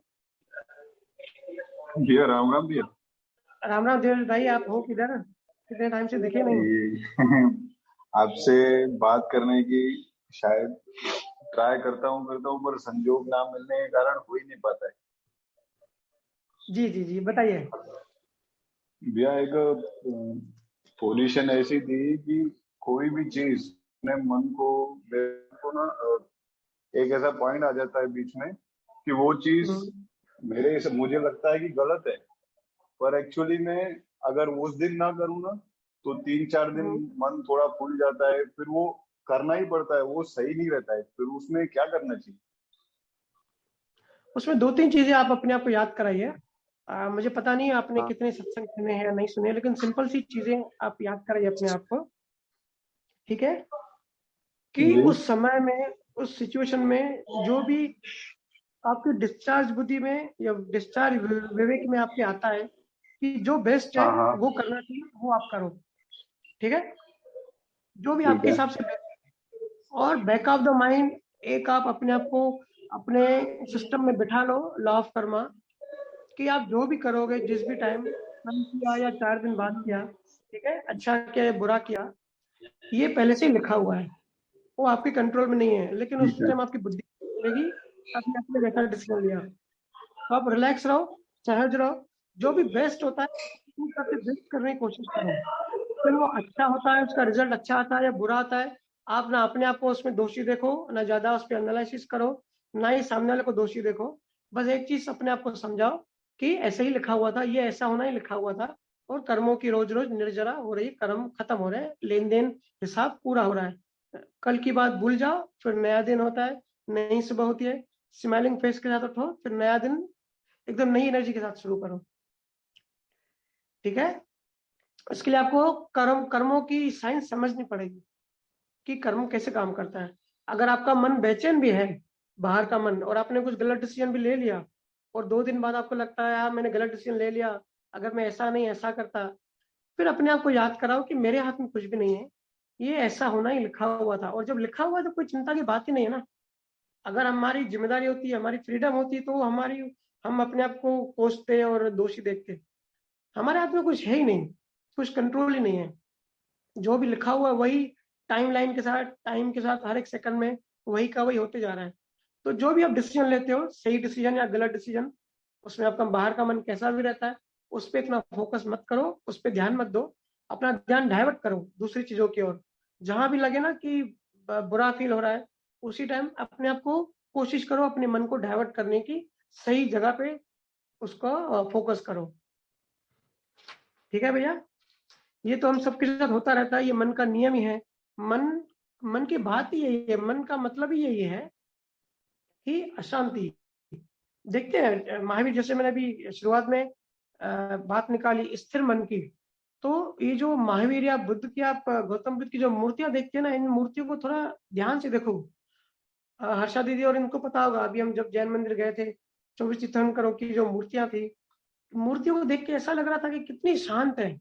मतलब ये लोग जब होंगे, ये जब असली में होंगे, उस टाइम भी ऐसा नहीं है कि उस टाइम हमारे जैसे थे, ये उस टाइम भी वैसे ही शांति थे। मूर्तियां बनाने की भी अपनी एक साइंस है। आज हम बोलते हैं कि मूर्ति पूजा और ये सब अंधविश्वास, ठीक है, वो क्योंकि टाइम जैसे जैसे बदलता है, वैसे वैसे सिचुएशन बदलती है, मन बदलता है, लेकिन किसी जमाने में मूर्तियों का भी अपना एक यूज था, अपनी एक साइंस थी। तो उसका एक सिंबॉलिक, मूर्तियों का एक सिंबॉलिक था कि मन कितना स्थिर था उन लोगों का भी। ये जो पत्थर की मूर्तियां बनी, मतलब उन लोगों का भी जो ज्ञानी थे अंदर से कितने स्थिर थे। और अंदर से स्थिर हम, अगर पिछले जन्म में हम अंदर से स्थिर नहीं थे, तो नेचुरली है इस जन्म में भी हम बाहर से फिर स्थिर नहीं रहेंगे। ठीक है, तो हम जिसको बोलते हैं कि हमारा मन शांत नहीं है, जैसे मैं बताऊं, एक बार मैं ऑफिस में बैठा हुआ था, तो एक आदमी आया मेरे पास, बोला कि मेरा मन बड़ा शांत है। तो मैंने इसको बोला भाई तू झूठ बोल रहा है, तेरा मन बहुत अशांत है, तू इस टाइम बहुत अशांति में है। तो वो मुझे बोला कि आप ऐसे कैसे बोल सकते हो कि मैं अशांत हूँ, जब मैं बोल रहा हूँ कि मैं शांत हूँ, तो आप मेरी बात कैसे काट रहे हो। तो मैंने उसको बोला, वो मेरे सामने बैठा हुआ था इस तरीके से, पैर पे पैर चढ़ा के, और पैर को बहुत बहुत जोर जोर से हिला रहा था। तो ये साइकोलॉजिकल चीज भी है। मैंने उसको बोला कि जिस हिसाब से तू अपना पैर हिला रहा है, उसका मतलब तेरे मन में अंदर बहुत सारी चीजें चल रही है इस टाइम पे। शांत मन होता है ना वो, क्योंकि अगर हम इस जन्म में शांत हैं, ठीक है, कर्मा को समझो, हम अगर इस जन्म में चार्ज वाले पार्ट में अगर शांत हैं, अगर ज्ञान को अप्लाई कर सकते हैं, अगर एक रिलैक्स रहते हैं, तो नेक्स्ट जन्म में हमारी जो डिस्चार्ज शरीर जो आएगा ना, वो कैसा आएगा कि हम कम हिलेंगे डुलेंगे, कम चिल्लाएंगे, थोड़ा सा बाहर से भी हमारी जो चरित्र है, जिसको ज्ञान चरित्र कहते हैं, सम्यक चरित्र, वो बाहर से भी हमारी पर्सनैलिटी ऐसी आएगी कि हमारे फेस पे, हमारा जो मन शांत होगा, तो जो मन में होता है वही शरीर पे आता है। अगर हमारा मन अंदर से तरंगे हो रही है, विचार घूम रहे हैं, मन में अस्पष्टता है, तड़पन है, तो हमारा शरीर भी वैसे रिएक्ट करता है, फिर हम, हमारा शरीर भी हिलता है। हम देखो कभी बात करते हैं ना, हमारी टांगे भी हिलती है, हमारा शरीर भी हिलता है। तो मतलब हम उस टाइम हमारा मन भी बहुत स्पीड से चल रहा है। तो ये मन की साइंस ऐसे है। इसके लिए बाहर के मन पे फोकस मत करो, शांत है अशांत है, मैक्सिमम इतना करो कि उस टाइम ज्ञान अप्लाई करो। तो मोस्टली जो तकलीफ है ना अंदर के मन को होती है। आप जो बोलते हैं ना मुझे तकलीफ हुई है, तो जब आप बोलोगे कि इस शरीर को तकलीफ हुई, ऐसा सोचोगे तो डिस्कनेक्शन 1-2 सेकंड के लिए आएगा, लेकिन वो जो डिस्कनेक्शन आएगा ना, आपको बड़ा सुकून मिलेगा। तब थोड़ा सा अनुभव कर पाओगे कि तकलीफ जो है बाहर है और मुझे एटलीस्ट सुकून आ गया। किसी को निर्दोष देखोगे ना, या कुछ गलत डिसीजन ले लिया और ऐसा सोचोगे कि मेरे हाथ में नहीं था, ये तो कुदरत के हाथ में था, तो एक हल्कापन आएगा। क्योंकि जो तकलीफ है वो अंदर के चार्ज वाले मन को आ रही है। जो हमारा न्यू जो लाइव सबकॉन्शियस माइंड है ना, वो हमारा फिर डाइवर्ट हो जाएगा। जो हमारी जो जो अटैचमेंट है, जो कनेक्शन है, जो तन्मयकार है, वो डिस्कनेक्ट हो जाएगा। बाहर की फिर जितनी इंटेंसिटी होगी भुगतान की, उतना भोगेंगे और वो खत्म हो जाएगा। लेकिन अंदर की देखो, बाहर और अंदर में फर्क समझो। बाहर का मन को कंट्रोल करता है कुदरत, कर्म। जितने दिन, जितनी देर, जितने दिन हमारे मानसिक कर्म होंगे, उतने दिन पीड़ा भोगेंगे। हो सकता है 1 दिन की हो सकता है 1 घंटे की हो सकता है 1 साल की हो। लेकिन अंदर का मन, अगर हमने अंदर के मन को नहीं समझाया, अंदर के मन को पावरफुल नहीं बनाया, ठीक है, तो फिर वो तो कर्म तो उसको कंट्रोल कर नहीं रहे। अगर हमने नफरत, आज किसी के लिए नफरत भर दी अपने चार्ज वाले मन में, तो वो फिर चलती रहेगी सालों साल, इवन नेक्स्ट जन्म में भी। तो बाहर का मन तो जो हमको लग रहा है ज्यादा तकलीफ है, संजोग में हम परेशान हो जाते हैं, तो वो तो एक्सपायरी डेट आ जाएगी कर्मों की, वो तो खत्म हो जाएगा अपने आप। अपने आप आया, अपने आप खत्म हो जाएगा। लेकिन जो हमने अंदर बना ली इन चीजों को, जो एक कचरा भर दिया, उसको साफ करने कोई नहीं आएगा। बाहर का कचरा तो कुदरत साफ कर लेगी, अंदर का कचरा साफ करने की जिम्मेदारी सिर्फ हमारे ऊपर है। वो और बात है कि कभी कोई गुरु मिल गए किसी जन्म में और गुरु ने ज्ञान दिया, गुरु ने कचरा साफ करने की विधि समझाई, तो वो अलग बात है। लेकिन हम सबको गुरु नहीं मिलते। बहुत सारे जीव देखो आसपास में निगोरे हैं, तो कितना उनकी यात्रा ऐसे कचरा जमा होते जाता है, लेयर्स बनते जाते हैं। जैन धर्म में कहते हैं मन के 27 लाख लेयर्स होते हैं। 27 लाख लेयर, समझ रहे हैं? हर लेयर पे कितने कर्म, कितना कचरा जमा होता जाता है। तो अंदर का मन तो साफ होगा ही नहीं अगर हम ज्ञान में ध्यान नहीं देंगे।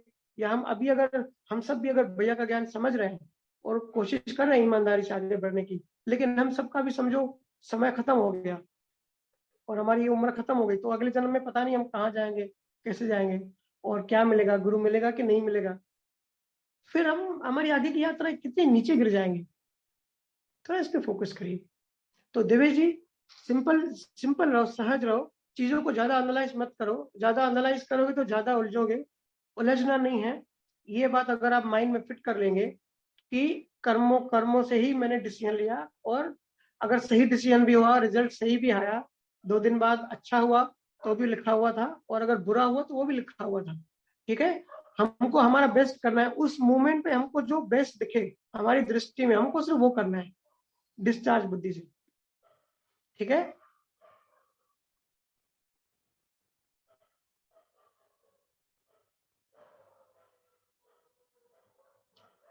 विहान माटा, साहिल भाई।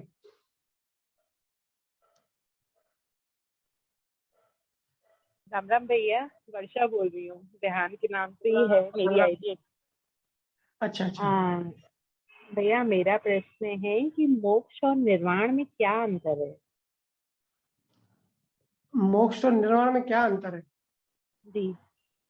देखो, ब्रॉड वे में समझोगे तो हिंदुइज्म जिसको मोक्ष बोलते हैं, बुद्धिज्म में उसको निर्वाण बोलते हैं। ठीक है, लेकिन थोड़ा सा डिफरेंस फिर बाद में वो पैदा हुआ। मतलब एक ही चीज के 2 नाम है। निर्वाण जो है ना, बुद्धिज्म में जो बुद्ध ने शब्द पाली भाषा में यूज किया, एक होता है निर्वाण, एक होता है परिनिर्वाण। मतलब जिसको ज्ञान हो जाता है तो वो तो चला गया मोक्ष में। लेकिन मोक्ष से पहले भी परम मोक्ष, जिसको सुखराम जी महाराज परम मोक्ष कहते हैं, परम मोक्ष से पहले एक ऐसी अवस्था आती है कि जहां से वो गुरु वापस आ सकता है, अपनी मर्जी से वापस आ सकता है संसार में। ठीक है, उसको वो निर्वाण कहते हैं। और उसके आगे की स्थिति कहते हैं परिनिर्वाण।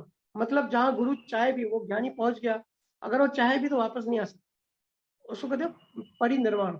मतलब निर्वाण हो गया, मतलब सब कुछ खत्म हो गया।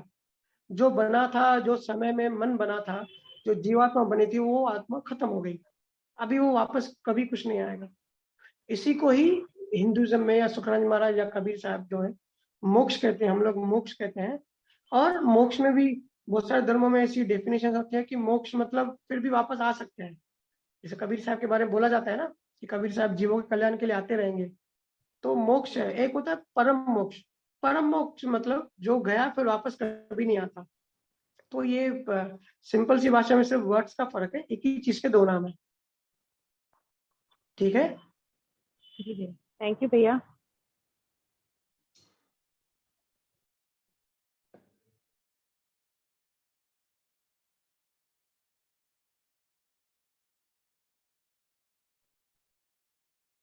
मोहन जी, मोहन माटा।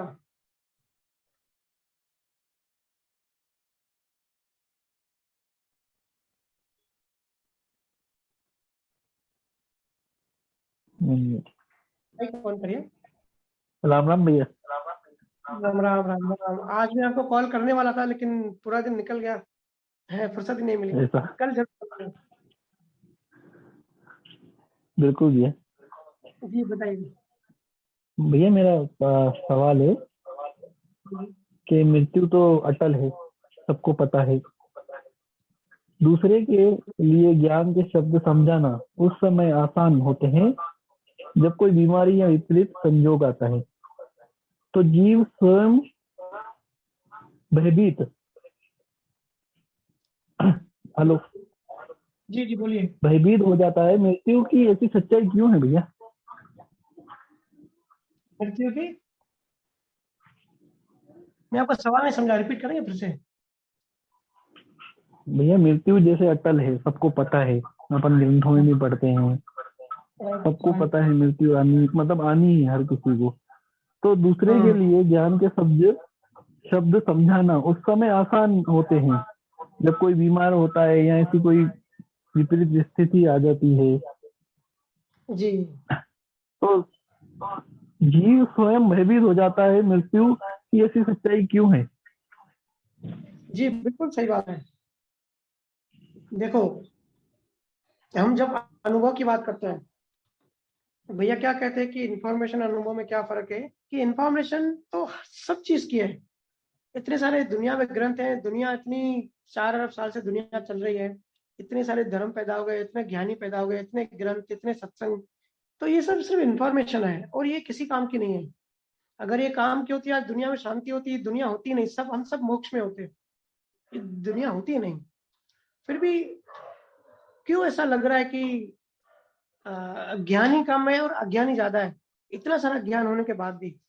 क्योंकि चीजें अनुभव में नहीं आ रही हैं। चीजों को, ज्ञान को सिर्फ हम सब एक दूसरे को इन्फॉर्मेशन दे रहे हैं, हम सब थोड़ा सुनते हैं और ज्ञानी बन जाते हैं।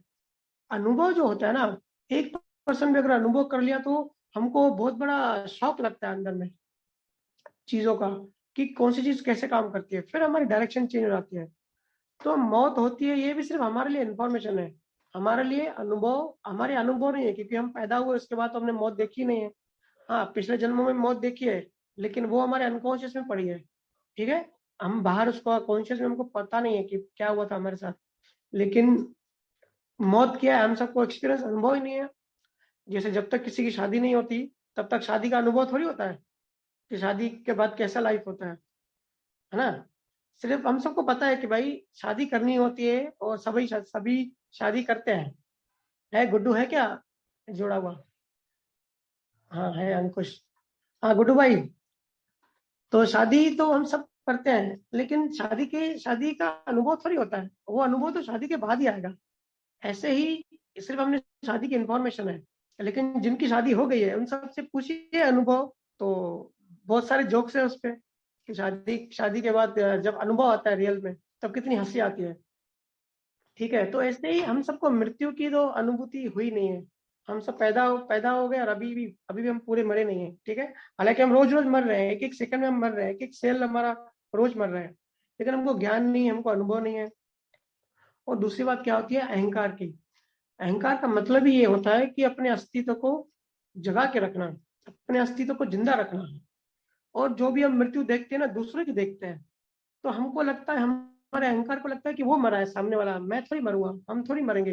अंदर में हम इस चीज को पकड़ के बैठते हैं। कभी मृत्यु पे देखो, जैसे ही शमशान में किसी को हम अपने परिवार वाले को जला देते हैं, तब तक दुख होता है, तब तक एक थोड़े से जागृत होते हैं, थोड़े से मायूस होते हैं, थोड़ी अलग अलग एक जोन में होते हैं। होता है ना, कोई मरता है तो हम शमशान में जाते हैं तो एक अलग जोन में होता है। लेकिन जैसे ही फिर घर पे आए, नहाया और फिर हमने खाना खाया, फिर हम वैसे के वैसे हो जाते हैं। हमारे मन का जो चैनल है वो घूम जाता है, फिर वो संसारी चैनल लग जाता है, फिर हम भूल जाते हैं हमने जो अभी थोड़ी देर पहले फील किया था, वो फीलिंग खत्म हो जाते हैं, क्योंकि अनुभव नहीं है चीजों का। इसके लिए हमको लगता है कि हम अपना अस्तित्व बचाना चाहते हैं, और हमारा जो बायोलॉजिकल जो शरीर है, कुदरत ने बायोलॉजिकल शरीर की प्रोग्राम ऐसे किया, हमारा शरीर ऐसे बनाया, हमारा मतलब हर एक का। जैसे हमको तो चलो आपने सवाल किया, मैं जवाब दे रहा हूँ, लेकिन जो जानवर होते हैं ना, उनको तो इतनी भी अक्ल नहीं होती कि मौत क्या होती है, वो तो दूसरे की मौत भी नहीं समझते। तो जानवर को भी अगर आप मारने जाओगे ना, तो वो भी बचने की कोशिश करता है, क्योंकि ये डिफेंस, कुदरत अपने आप में बाय डिफॉल्ट डिफेंस सिस्टम डालती है अपने अंदर। 4 टाइप की संज्ञा होती है, हम सबको पता है। मैथुन, भय, भूख और नींद, ये 4 चीजें जितनी भी जुड़ियां है ना, सब चीजों को चाहिए होती है। जानवर को एक सेल वाले, एक इंद्रिय से लेकर 5 इंद्रिय वाले जानवरों तक, उसमें हम इंसान भी आ गई, 4 संज्ञा होती है। ठीक है, तो उसमें जो भय है वो इस चीज का भय है कि अगर जानवरों को किसी चीज की बुद्धि नहीं है, फिर भी उसको मारने जाओ तो वो अपने आप को बचाने की कोशिश करता है। वो डिफेंस सिस्टम उसमें बायोलॉजिकल, हमारी बॉडी ऐसी बनी है कि वो उसमें होता ही है। लेकिन जहाँ हम इंसान हो गए, जहाँ हमारी इंद्रिय ज्ञान से हम फिर बुद्धिमान हो गए, हमारी बुद्धि विकसित हो गई, फिर भी हम नहीं समझते, क्योंकि हमको अनुभव नहीं है मौत का। हमारा अहंकार हर वक्त जीने की कोशिश करता है, जीने के जो हमारे जो अस्तित्व है उसको जिंदा रखना चाहता है। तो इसी चीज को मैंने शुरुआत ऐसी करी कि हमको अनुभव में कन्वर्ट करना है। क्योंकि हम अब सब ऑब्जर्व करो, कोई मरता है ना, हम उस पर ऑब्जर्व बहुत कम करते हैं। अगर हम किसी की शादी में जाते हैं ना, तो हम 4 दिन तक बातें करेंगे, यार उसकी शादी बड़ी बढ़िया थी, खाना अच्छा नहीं था, पनीर टेस्टी नहीं था, और आइसक्रीम तो बहुत मस्त थी, और फलूदा रखना चाहिए था। हम सब इस पे बातें करते हैं, एनालिसिस करते हैं, इस पे ऑब्जर्वेशन करते हैं, इस पे मतलब संसारी साक्षी में रहते हैं। लेकिन जैसे ही हम किसी की मौत देखते हैं ना, तो हम भूल जाते हैं। हम मौत को किसी को याद नहीं रखते, उसको ध्यान से ऑब्जर्व नहीं करते, उसका चिंतन मनन नहीं करते। शरीर कैसे पैदा हुआ, कितने दिन चला, और क्या क्या अनुभव हुआ। कभी हम जो बुजुर्ग होते हैं ना, उनके साथ नहीं बैठते कि भाई आप कब पैदा हुए, आपकी लाइफ में कैसे टाइम निकला, आपने क्या अनुभव किया। अभी कुछ दिन पहले राजू भाई आए थे मेरे घर पे। राजू भाई को पता है, हम मुंबई जा रहे थे कार में, तो सिर्फ इस पे ही चर्चा कर रहे थे, क्योंकि राजू भाई की उम्र मेरे से बड़ी है। ठीक है, तो नेचुरली जीवन का अनुभव उनको मेरे से ज्यादा है, तो मैं उनका अनुभव ही पूछ रहा था कि आप कब पैदा हुए, फिर जीवन में क्या क्या किया, आपको क्या लगता है जीवन क्या है, क्या क्या आपने अनुभव किया, आपकी अभी तक की जो आपका अनुभव है वो क्या बोलता है। तो मेन चीज हमको हर चीज को ऑब्जर्व करना है और अनुभव करना है, और सबसे ज्यादा हमको मौत का ही ऑब्जर्व करना चाहिए, क्योंकि सब चारों तरफ हमारी मौत हो रही है। हमने नया घर बनाया ना, तो उसके भी जब से बनाया तब से उसकी मौत होना स्टार्ट हो जाती है। समय में जो चीज पैदा होती है वो चीज खत्म होती है, लेकिन हम इन चीजों पे ध्यान नहीं देते, फोकस नहीं करते। हम जिंदा रहना चाहते हैं। हमारा पूरा जो चिंतन मनन, पूरे जीवन का चिंतन मनन मौत पे नहीं होता, हमारा चिंतन मनन जीवन पे होता है कि कैसे गाड़ी लें, कैसे बिजनेस बढ़ाएं, शादी करें, बच्चे करें, जीवन में सुखी कैसे रहे। हमारा पूरा दिन चिंतन मनन इन चीजों पे होता है, इसके लिए हमको मौत याद नहीं रहती। फिर जब हमको लगता है अरे यार हम मरने वाले हैं, ये जो इतना चिंतन मनन किया है, इतना अनुभव किया है, इतनी रस ले रहा है लाइफ का, ये तो हमको सब छोड़ के जाना पड़ेगा। तो हमारे अंदर वो डर पैदा हो जाता है, क्योंकि हमने चिंतन मनन नहीं किया, अनुभव नहीं किया। इसका उल्टा अगर हम मौत पे ज्यादा चिंतन मनन करेंगे, मैं तो कहता हूँ ना, आप सबको पता होगा, मैं किसी की शादी में नहीं जाता, लेकिन जब कोई मरता है तो जरूर जाता हूँ, क्योंकि शमशान में जितने मौके मिले ना, बहुत अच्छा है जाने के लिए। अभी ये साहिल और ये सब आए थे, हम लोग कब्रिस्तान भी गए थे, शमशान भी गए थे। और मंदिरों से ज्यादा शमशान में जाना चाहिए, वहीं बुद्धि खुलती है, वहीं एक एक अंदर की जो सीरियसनेस आती है ना, जो सीरियसनेस कहते हैं, अंदर की जो एक जागृति, वो जागृति हमारा वहीं खुलता है। ठीक है, माहौल हमको वही मिलता है। बाकी संसार में तो हम और बेहोश होते चले जाते हैं। तो मौत पे अगर थोड़ा रिसर्च करेंगे, थोड़ा ऑब्जर्व करेंगे, कैसे हर चीज पैदा हो रही है, खत्म हो रही है, हमारा शरीर भी खत्म होगा। आज ही सब लोग अपने अपने शरीर को देखे और सोचे कि भाई मैं भी मरूंगा, ये शरीर भी छूटेगा आज नहीं कल, श्वासें गिनी हुई है, श्वासें खत्म होगी। देखो फिर राग द्वेष बिल्कुल नहीं आएंगे, बिल्कुल चित्त एकदम साफ हो जाएगा, एकदम हल्का हो जाएगा, और कल से सबको प्रेम करने लगेंगे। एकदम अंदर से आप पॉजिटिव हो जाओगे। लेकिन मौत कोई याद नहीं रखना चाहता, संसारी चीजें याद रखना चाहता है। संसार को हम ज्यादा अनुभव करते हैं, ज्यादा जो हमारी हैबिट्स है, हमारा जो चिंतन मनन है, हमारा जो ज्ञान है, संसारिक ज्ञान बढ़ाते जा रहे हैं। इसके लिए हम कहते हैं कि 1 घंटा भजन सिमरन करो, 23 आवर्स ऑब्जर्व करो, साक्षी भाव में रहो, ध्यान पूरा इन चीजों में रखो कि हो क्या रहा है, जीवन है क्या। इन चीजों पे मत फोकस करो कि आज घर में क्या हुआ, सास ससुर ने क्या बोला, उसको वैसा बोलना चाहिए, उसको नहीं बोलना चाहिए। इन चीजों से एनर्जी हटा के, फोकस हटा के, पूरा ध्यान मौत पे और ज्ञान पे, इन चीजों पे ऑब्जर्व करो। तो जीवन का जब हम राइट चिंतन मनन करेंगे, तब हमारी प्यास बढ़ेगी, हमारी रुचि और इंटरेस्ट बढ़ेगा। और जब हमारी इंटरेस्ट बढ़ेगा, तब हम ज्ञान में जो एक्चुअल में भैया हमको समझाते हैं, जो भैया बोलते हैं वो भैया का डिस्चार्ज है, जो हमारे कान सुनते हैं वो हमारा डिस्चार्ज है। ये सिर्फ हिसाब किताब पूरा हो रहा है। लेकिन जब हमारी रियली में जब प्यास जगेगी ना, जब हमको इंटरेस्ट आएगा कि एक्चुअली भैया बोलना क्या चाह रहे हैं, क्या ज्ञान दे रहे हैं। बहुत बार भैया का ज्ञान मतलब इंटेंशन दूसरा होता है, लेकिन प्रॉपर वर्ड नहीं मिलता। तो जब हमारी प्यास होगी ना, तब हम वो भैया के वर्ड के पीछे का इंटेंशन भी पकड़ लेते हैं। ठीक है, तो तब हम हमारा वो जो जो ज्ञान है वो एक्चुअली हमारे अंदर जाता है, हमारे सबकॉन्शियस में जाता है। जब हम उस पर चिंतन मनन करेंगे, तब हमारा अनुभव बढ़ेगा। और एक बार हमारा अनुभव हो गया मौत पे, कि मौत तो सबको आती है, हमको भी आएगी, और ये मौत आ गई तो हमारी मौत तो होगी नहीं। सिर्फ जो आगे के जो लेयर्स है, प्राण वाला जो सिस्टम है, प्राण शरीर, वो छूट जाएगा, 10 प्राण निकल जाएंगे, 5 इंद्रियों का शरीर निकल जाएगा, लेकिन मैं तो जिंदा ही रहूंगा भाई। मैं थोड़ी कहीं जाने वाला हूँ। मैं जब तक मेरा असली मौत नहीं होती, जब तक पूरा मैं वितरागता का अंदर में नहीं आती, जब तक मैं पूरा अंदर से शून्य नहीं होता, सारी जो गलत मान्यता है, अज्ञान है, वो खत्म नहीं, तब तक तो हम लोग जिंदा ही रहेंगे। और अज्ञान का नाम ही है जिंदा रहना।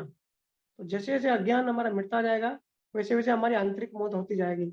लेकिन आंतरिक मौत से पहले हम बाहरी मौत तो समझें। तो जैसे जैसे हमारा अनुभव बढ़ेगा, वैसे वैसे हमारा जो मौत का डर है, जो खौफ है, वो कम होता जाएगा।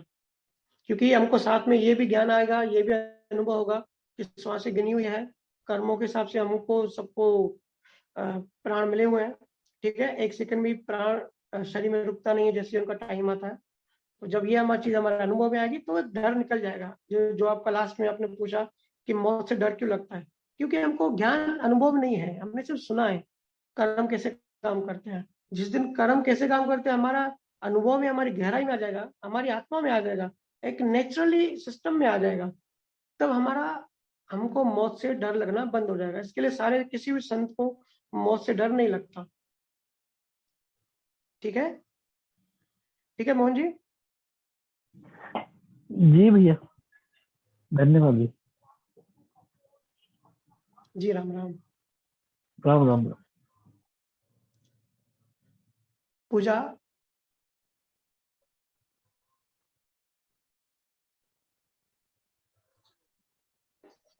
राम राम भैया। राम राम।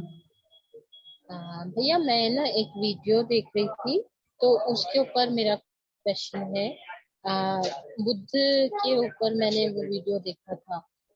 तो जैसे बुद्ध ने कहा है ना कि मैंने दुखों से मुक्ति पाई है, आत्मज्ञान नहीं पाया है, मैंने दुखों से छुटकारा पाया है, ऐसा उन्होंने कहा। तो वो जैसे उनके जो स्लोगन थे ना, बुद्धम शरणम गच्छामि, धर्मम शरणम गच्छामि, ध्यानम। तो भैया इस पे ये थोड़ा सा प्रकाश डालिए ना, कि मतलब उन्होंने बेसिकली तो यही कहा ना, बुद्ध का मीनिंग उनके लिए वहां पे गुरु था, और धर्म तो मतलब मीन धर्म है, तो वो उन्होंने यही कहा ना, उनकी शरण में जाके आप निर्वाण प्राप्त कर पाओगे। तो इस पे थोड़ा सा बताइए ना, कि वो उन्होंने ऐसे मतलब किस हिसाब से बोला था कि मुझे आत्मज्ञान नहीं हुआ और मुझे मतलब मैंने दुखों से मुक्ति पाई है। क्योंकि बोला जाता है उनके कोई गुरु नहीं थे, बट उन्होंने बुद्धम शरणम गच्छामि में यही बोला है कि किसी बुद्ध के पास जाइए। देखो,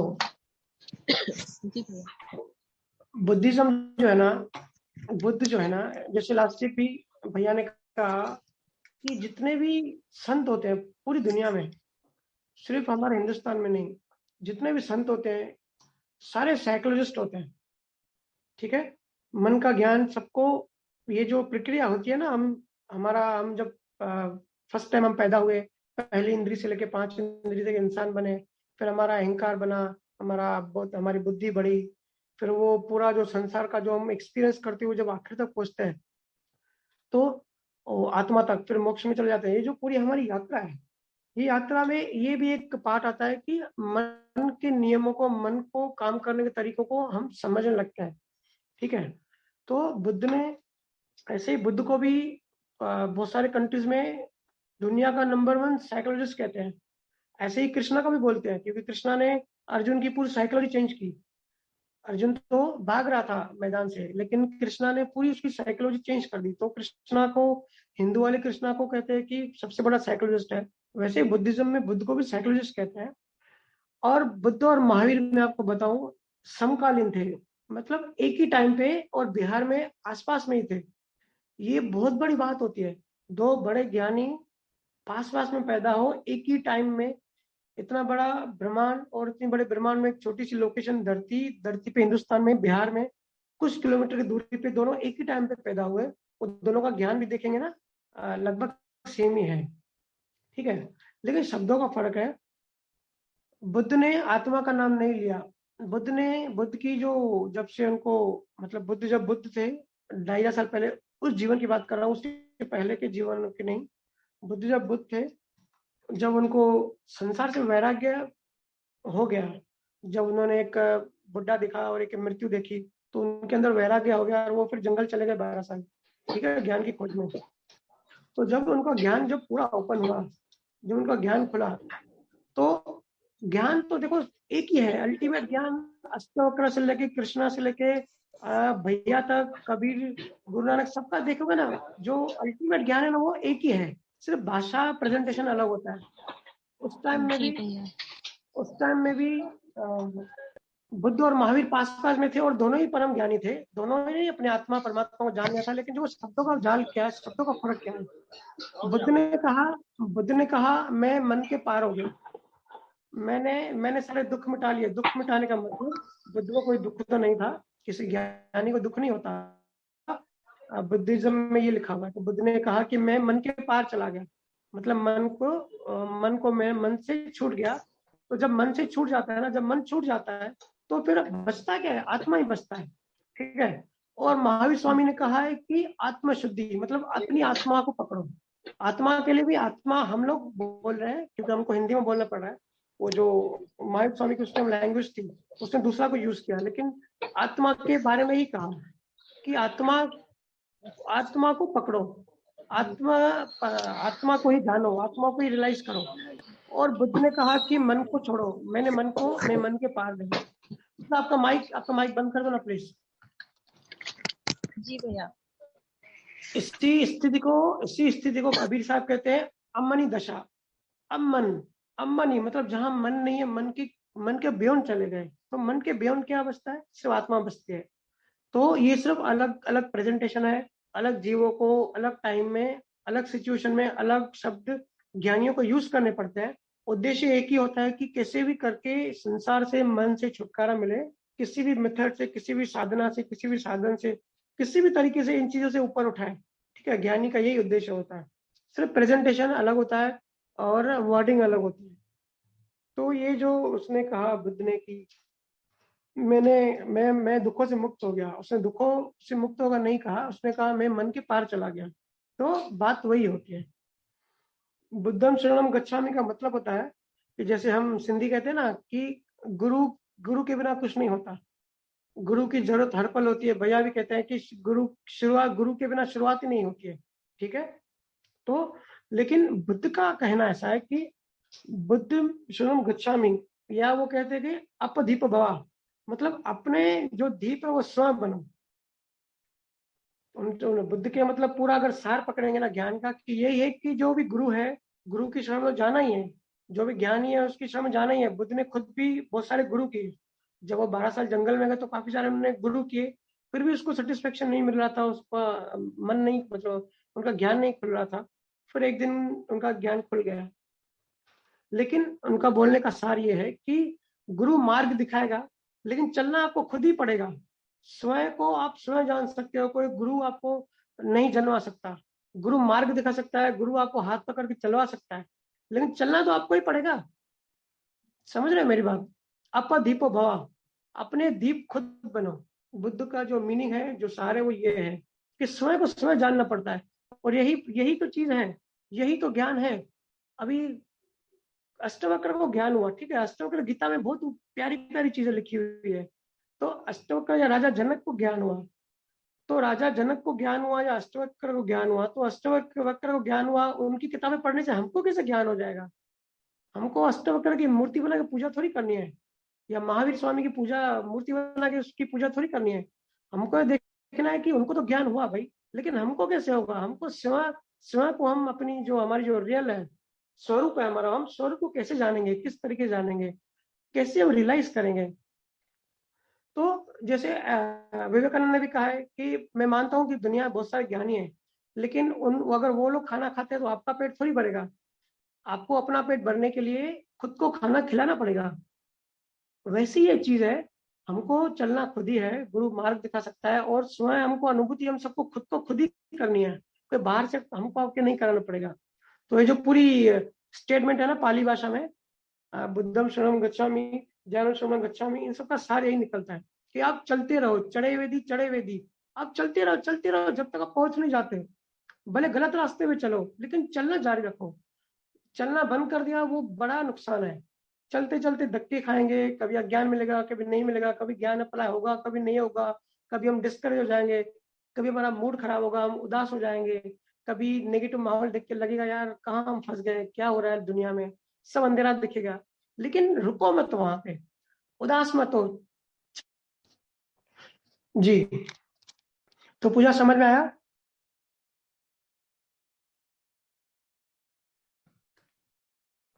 देखो, किसी भी ज्ञानी का ना, ज्ञान का अगर सार पकड़ेंगे ना, तो जहां तक मैं रिसर्च करता हूँ, जहां तक मैं देखता हूँ, तो सारे ज्ञानियों की बात एक ही होती है।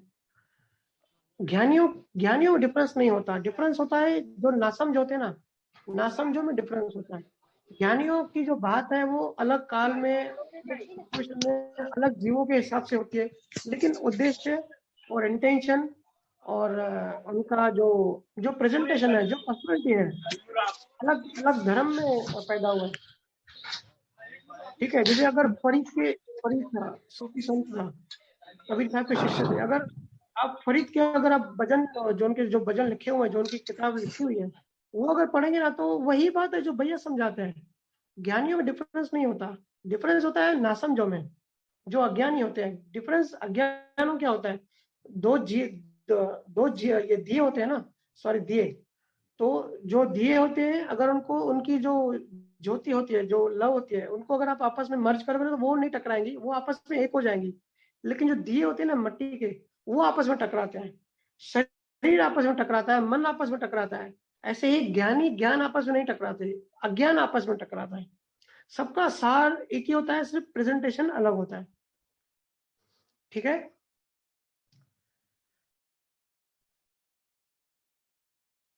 साहिल भाई,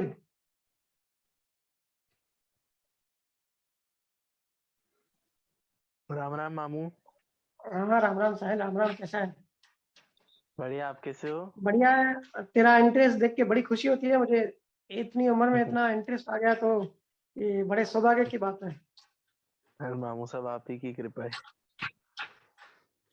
बताइए। हाँ, तो मामू, मेरा आज एक क्वेश्चन है, ब्रेन के ऊपर है। तो जैसे मामू समझो कि अपने को कल बॉम्बे जाना है, ठीक है ना? तो अब बॉम्बे जाने के लिए 5 बजे की फ्लाइट है। तो उस हिसाब से अपना ब्रेन पूरा प्रिपेयर हो जाता है, अपन रात में सोते हैं और अपना 1 घंटे पहले 4 बजे नींद भी खुल जाती है। तो ब्रेन मतलब उस चीज पर ऐसे फंक्शनिंग करता है, ठीक है ना? प्रोग्रामिंग इसे वैसे ही प्रोग्राम हो जाता है। और वही दूसरी जगह आप अपनी ज्ञान की बातें बताते हो, ठीक है ना? कि अपने को जेलसी नहीं होनी चाहिए किसी से भी, या गुस्सा नहीं करना चाहिए अपने को। तो फिर जैसे जैसे कोई सिचुएशन आता है, तो वहां फिर ये, जैसे आपकी ज्ञान सुन करके वैसे प्रोग्रामिंग कर नहीं पाता है ब्रेन। मतलब वैसे उस कंडीशन में उस कंडीशन में वैसे नहीं, मतलब आपके ज्ञान को अप्लाई नहीं कर पाता है ब्रेन। देखो, आपका सवाल है, हर सिचुएशन। आपका सवाल जो मैं समझा, कि आप बोल रहे हैं कि अगर सुबह 5 बजे जाना है, ट्रेन या फ्लाइट पकड़नी है, तो हमारी नींद खुल जाती है, हम एकदम से अलर्ट होकर उठ जाते हैं और ट्रेन पकड़ते हैं। लेकिन जब ज्ञान की बात आती है तो ज्ञान सुनते हैं, लेकिन संजोगों में हम उस ज्ञान को अप्लाई नहीं कर पाते। ये आपका सवाल है? हाँ, तो हर मतलब दोनों टाइम पर ब्रेन की प्रोग्रामिंग अलग अलग क्यों रहती कहाँ से लाते हैं ऐसे सवाल? देखो, दोनों सिचुएशन में फर्क है। सुबह 5 बजे उठना है तो इस पे 2-3 चीजें हैं, क्योंकि जहां भी हम जा रहे हैं, समझो हम पिकनिक पे जा रहे हैं, ठीक है, स्कूल के साथ पिकनिक पे जा रहा होगा,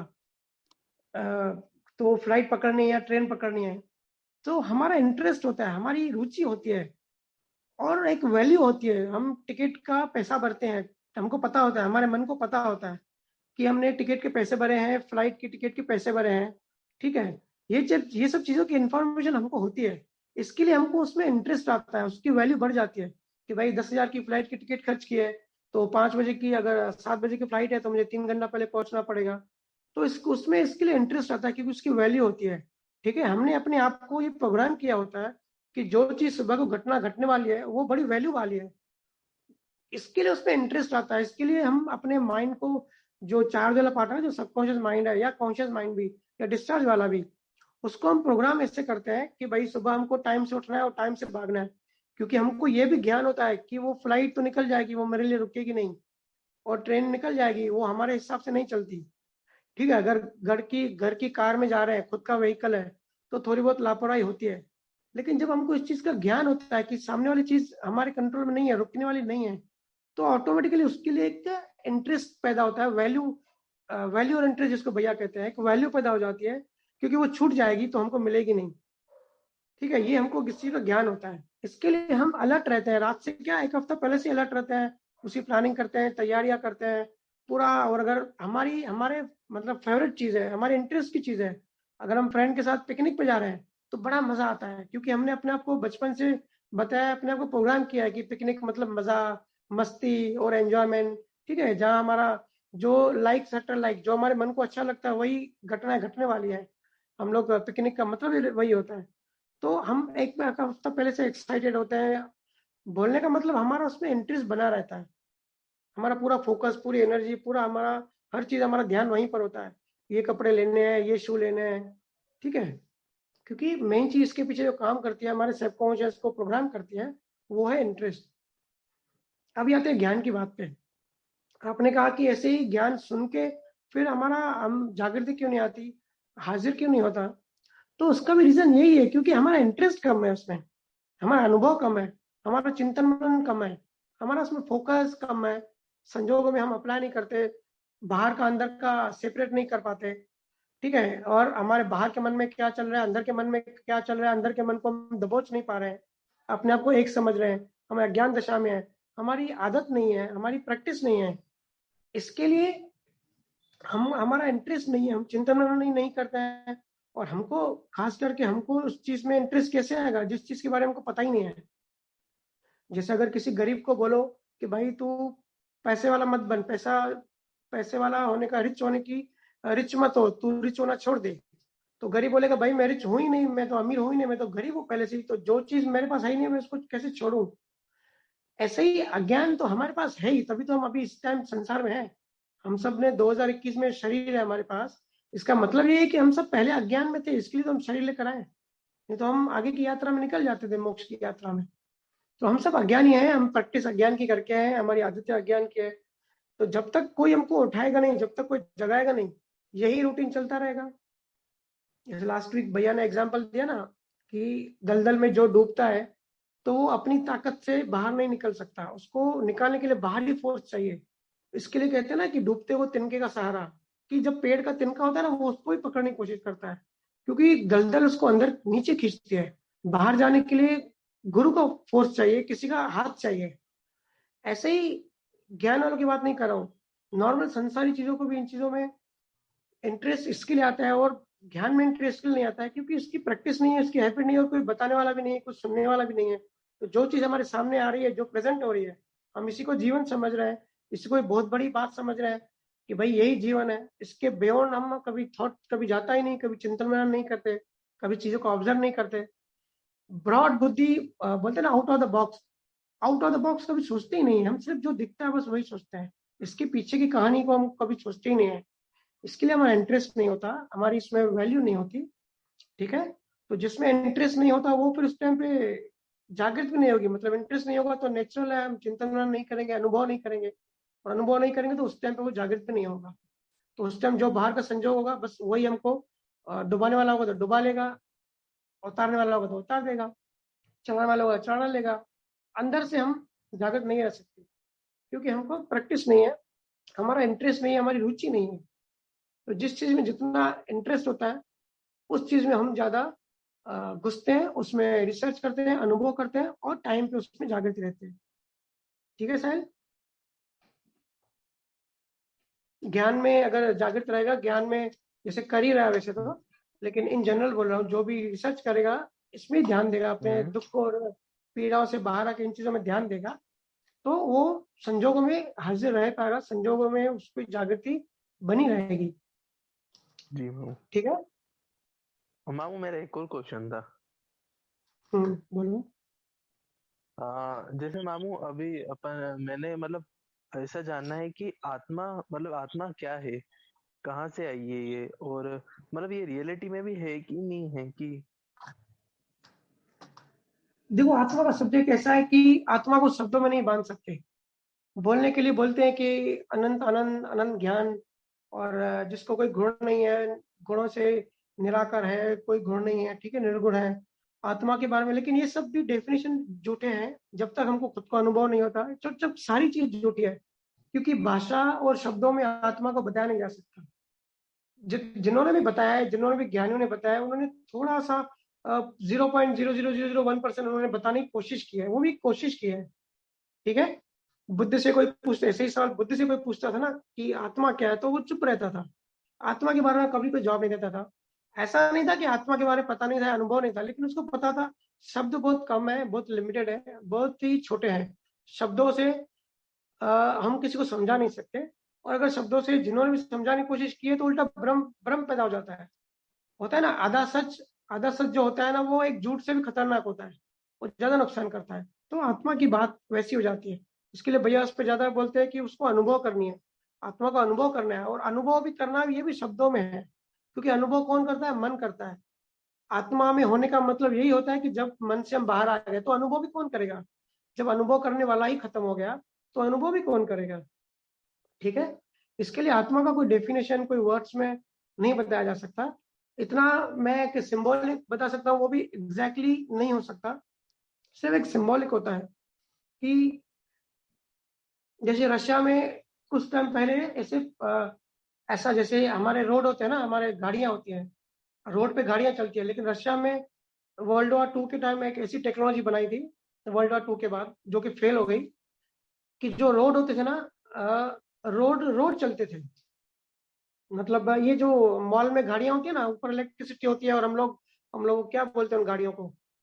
इलेक्ट्रिक जो गाड़ियां होती हैं, मतलब ऊपर वायरें लगी होती है और नीचे से गाड़ियां चलती हैं। ठीक है, ऐसे ही इलेक्ट्रिक रोड बनाया था रशिया में, कि नीचे पूरी की पूरी इलेक्ट्रिसिटी होगी, तो जो भी गाड़ी इस पे चढ़ेगी वो, उसको पेट्रोल की जरूरत नहीं, उसको ऑटोमेटिकली वहां से करंट आएगा, और फिर वो रोड चलने लगेगा, गाड़ी उधर रुकेगी, रोड चलने लगेगा। ठीक है, तो ऐसे ही जैसे करंट जो जैसे वो ऐसे करंट ऐसे बनाया था कि सब तरफ था, लेकिन जो गाड़ी जब उससे कनेक्ट होगी तो ही वो गाड़ी में कनेक्ट वो करंट आएगा, अदरवाइज नहीं आएगा। ऐसे ही आत्मा सब सब व्याप्ति है, सब तरह है, हर चीज में है। क्वांटम फिजिक्स भी छोटी पड़ जाती है, हालांकि हम सब क्वांटम फिजिक्स नहीं समझ सकते जो फिजिक्स नहीं पढ़ा है, फिर भी आत्मा शक्ति के सामने ये भी छोटी चीज है।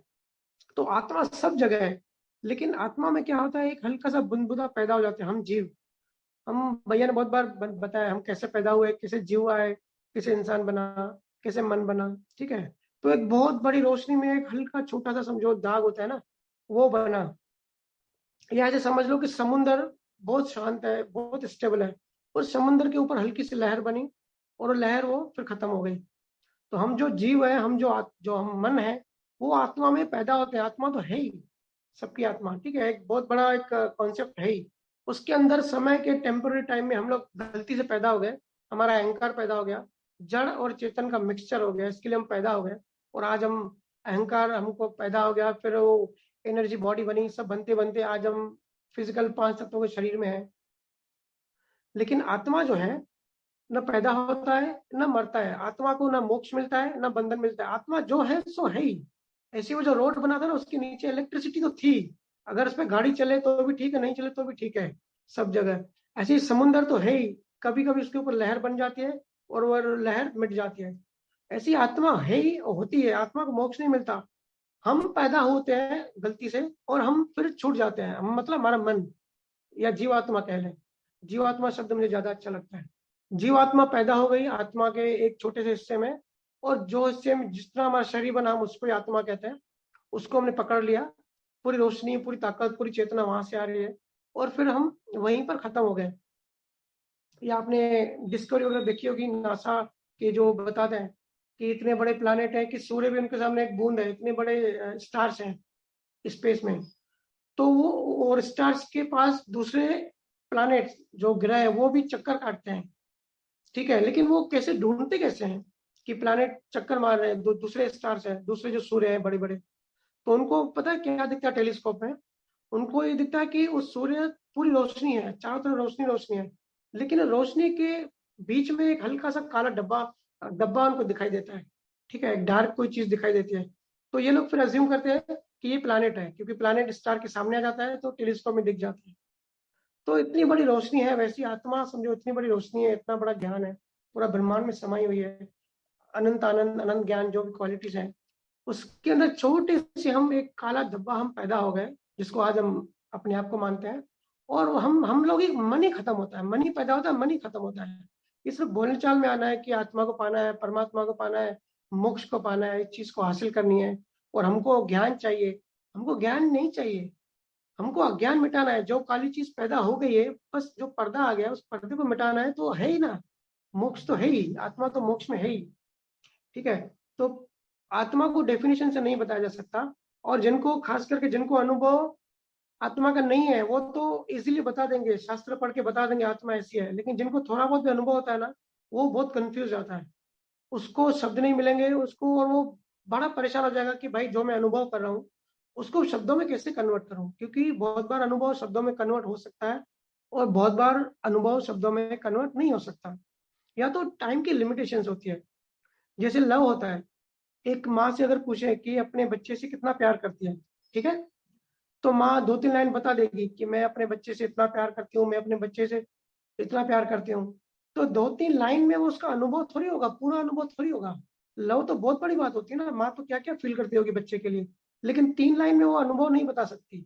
तो अनुभव बहुत बड़ी बात होती है, और स्टेटमेंट में या शब्दों में बताना बहुत छोटी बात होती है, और हर अनुभव शब्दों में नहीं बताया जा सकता।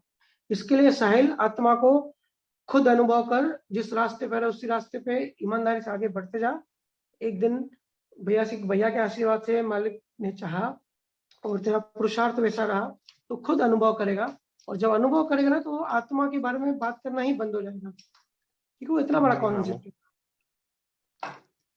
ठीक है, ठीक है मामू। अभी टाइम हो गया है, फिर भी एक आखिरी सवाल ले लेते हैं। मुकेश भाई, आखिरी सवाल है, जिनका सवाल रहेगा उसका नेक्स्ट वीक कंटिन्यू करेंगे। मुकेश अपना माइक ऑन कीजिए। मैं अमर ही बोल रहा हूँ, जो सवाल पूछे ना मोक्ष के बारे में, आत्मा को जो, हेलो, नहीं मैं अमर दुल्ला ने अभी आपने जो बात कही ना, ये अपना आत्मा मोक्ष में जाती है, जो अभी जो जस्ट सेकंड बात की, भैया मोक्ष किसको मिलता है, आत्मा को मिलता है या प्रतिष्ठित आत्मा को? आत्मा बोलते आप है ही, तो मोक्ष में कौन जाएगा? भैया के अगर सत्संग आपने ध्यान से सुने होंगे तो जो मोक्ष है, आत्मा को मोक्ष नहीं मिल सकता। अभी तो बात हुई इस पे, आत्मा तो मोक्ष ही है, आत्मा मतलब मोक्ष। और ये जो महावीर स्वामी, जो ये गौतम बुद्ध, ये सब कहते हैं कि मोक्ष में चले गए, इसका मतलब ये नहीं है। इनकी इसका मतलब उनका जो मन था, बस वो मन खत्म हो गया। ठीक है, तो जो आपका सवाल है कि प्रतिष्ठित आत्मा को मिलती है या आत्मा को मिलती है, तो मोक्ष जो है, क्योंकि पैदा प्रतिष्ठित आत्मा होता है। प्रतिष्ठित आत्मा का मतलब मन कह लो, जीवात्मा कह लो, या अलग धर्मों में अलग नाम है इसके, कुछ भी बोल दो। ठीक है, पैदा वो होता है कर्मों के कारण, संस्कारों करने के कारण, अहंकार के कारण। वो चीज समय में पैदा हो गई, और कैसे पैदा हुई एक दिन मैं ये भी एक्सप्लेन करूंगा, क्योंकि बहुत आप सबके सवाल है, और डिटेल में एक्सप्लेन करूंगा, क्योंकि ये 1-1.5 घंटे में डिटेल में एक्सप्लेन नहीं कर सकते कि हम एक्चुअली हम पैदा कैसे हुए, कहाँ से हुए, और मोक्ष फिर कैसे होता है। तो हम पैदा हुआ मतलब मन पैदा हुआ, और मन की मौत हो गई। ठीक है, आत्मा पैदा भी नहीं होती है, और आत्मा को मोक्ष भी नहीं मिलता। आत्मा सिर्फ जुड़ी रहती है, एक कनेक्टेड रहती है। ठीक है, ठीक है अमर। हेलो।